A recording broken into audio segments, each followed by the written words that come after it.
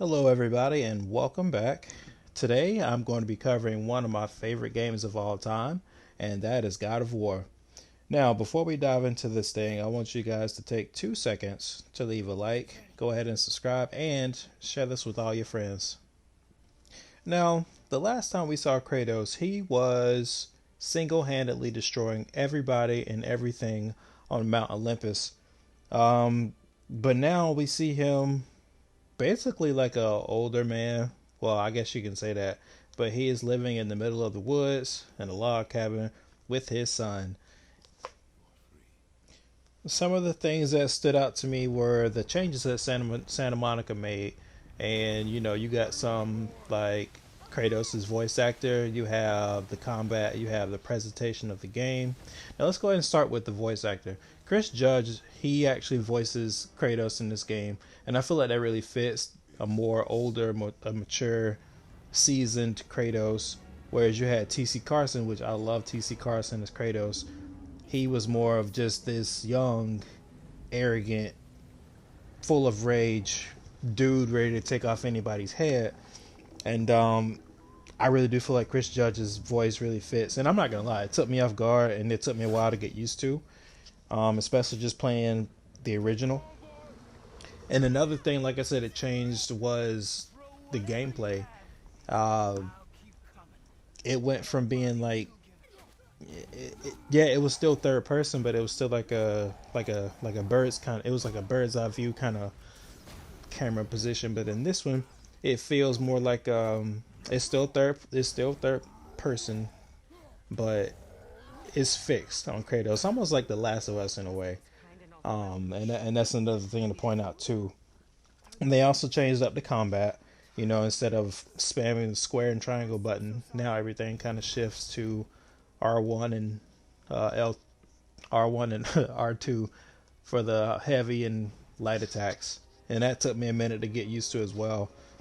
We also don't have a whole lot of different weapons, which was I'm not gonna say it was a disappointment, but it was certainly something that I wasn't used to.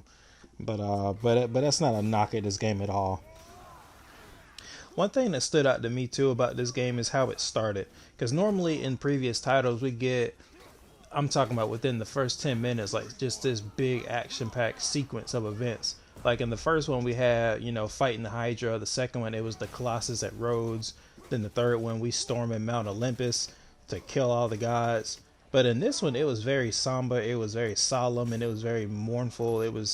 It created just a different tone for the game. I had no idea what to expect. It didn't feel like a normal God of War game to me.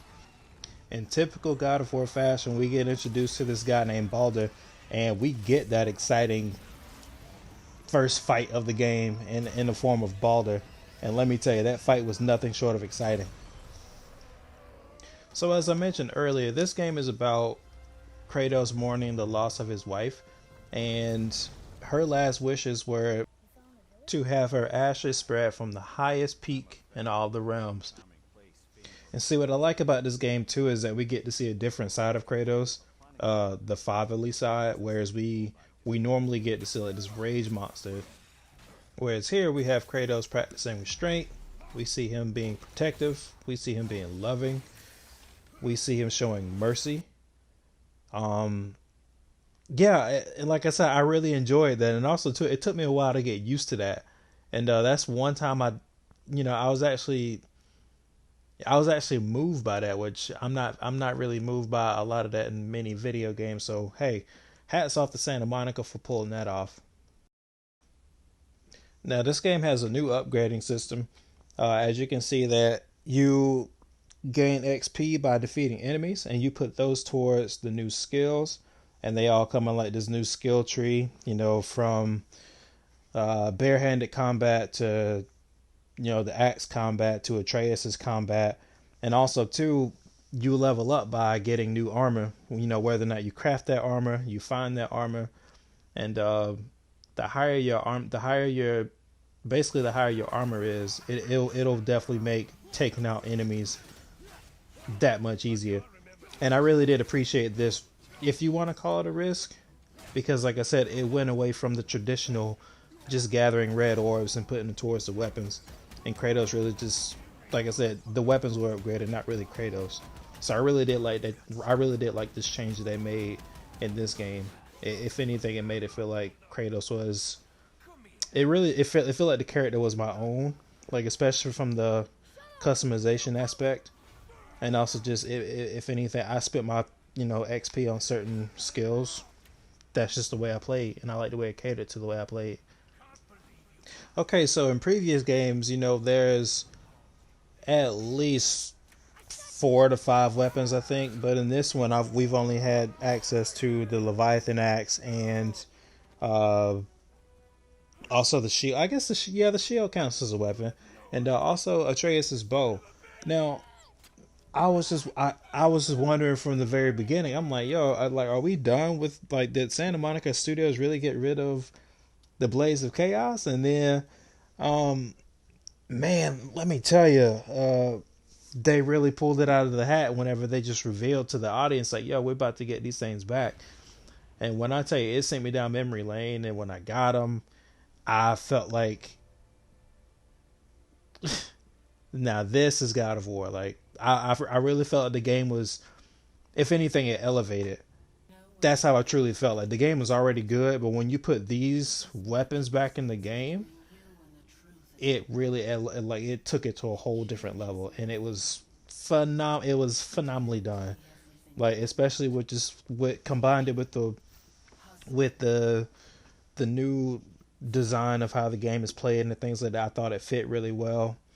Normally I'm just used to just being surrounded by enemies and then seeing everything, but like I said, it still fit really well, and I thought they did a fantastic job of merging the two.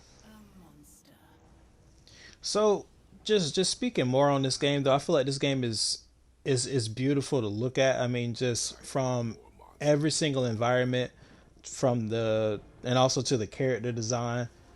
You have various looking enemies, from the Draugr to the werewolves to the actual wolves themselves. You have ogres, you have trolls, and you have dark elves. That's just to name a few. But also too, some of the characters that we interact with. You have Freya, Balder, Magni and Modi, even Mimir. He's just a talking head. Everything felt so lifelike. Everything was just beautifully rendered. Like I mentioned earlier, I think I mentioned this. If not, I'm going to mention it again. But every single realm had a personality of its own. Like Alfheim, like I said, you can tell like you were just in like this realm that meant to just be just purely just based on light. And then like when you went to Hell, everything just felt cold and dead. And I really think they did a fantastic job of that too. But like I said, this game is just. I feel like there's so much more to say about this game, and I feel like I barely just scratched the surface. This game is so big. It has many side quests. There are so many other things to discover. Like, you can actually fight the Valkyries in the game, but I chose to do it after the game because that was when I was fully upgraded. Because if I fought them mid game, odds are you probably get destroyed. But like I said, like those are some of the things you can do. And in my honest opinion, fighting those Valkyries were harder than the actual in-game bosses. So that's my opinion on God of War. Like I said, man, there's so many good things that outweigh. If anything, I didn't really have anything bad to say about this game. If I had to say one bad thing, it was just that one little tiny section where Atreus was on his high horse when he found out that he was a god too. That was it. Other than that, this game was phenomenal, and I recommend this to anybody. If you played this game, you loved it, or you didn't like it, let me know your thoughts. I would love to talk about it. Until next time, guys, y'all take care. Peace.